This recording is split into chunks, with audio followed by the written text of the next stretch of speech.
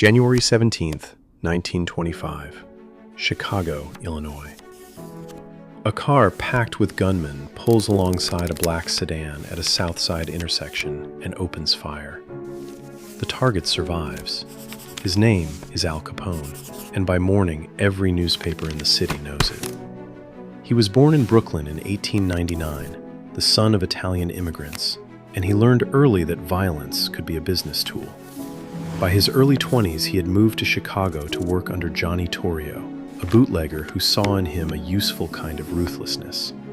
Prohibition had just begun. Alcohol was illegal, which meant it was also enormously profitable. Capone understood the arithmetic. He built breweries and warehouses, ran speakeasies behind unmarked doors, and paid off police captains, judges, and aldermen until half the city government answered to him instead of the mayor. By 1925, when Torrio was nearly killed in a rival's ambush, he stepped back and handed Capone the entire operation. Capone was 26 years old. He took the outfit and expanded it, absorbing smaller gangs through negotiation when possible and through bullets when not. He moved his headquarters to the suburb of Cicero, where the local government worked for him outright. Money came in from beer, from gambling houses, from prostitution rings, and Capone spent it as loudly as he made it. He wore custom suits, gave interviews to reporters, and handed out turkeys at Thanksgiving in neighborhoods that also buried his enemies. The public loved him and feared him in roughly equal measure. Rival gangs did not share the public's affection. The North Side Gang, led by George Moran, had been at war with Capone's outfit for years, trading assassinations back and forth across the city. By February 1929, Capone decided to end it.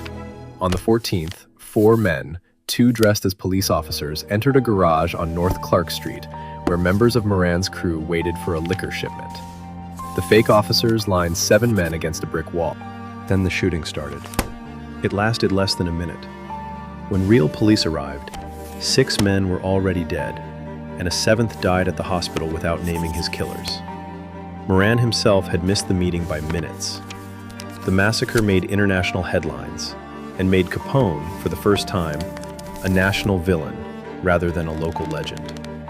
Chicago's mayor could not touch him. The city's police could not make charges stick because witnesses would not talk and evidence kept disappearing. So the federal government tried a different approach. Treasury agents, led by Eliot Ness, began building a case not around murder, but around unpaid taxes. Capone had never filed a return in his life, and every dollar he spent could not be traced to any legitimate income. In June 1931, a federal grand jury indicted him on 22 counts of tax evasion. Capone expected a short sentence, maybe a fine, the outcome he had always managed to buy before. His lawyers had even negotiated a deal. The judge assigned to the case rejected it outright. On October 17, 1931, a jury found him guilty. He was sentenced to 11 years in federal prison, at that point the harshest tax evasion sentence in American history.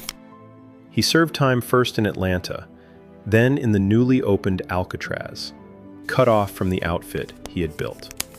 By the time doctors diagnosed him with neurosyphilis, contracted years earlier and left untreated, his mind had already begun to deteriorate. He was released in 1939, no longer capable of running anything. He spent his final years at his Florida estate, increasingly confused, guarded by family rather than gunmen. The empire he built did not disappear with him.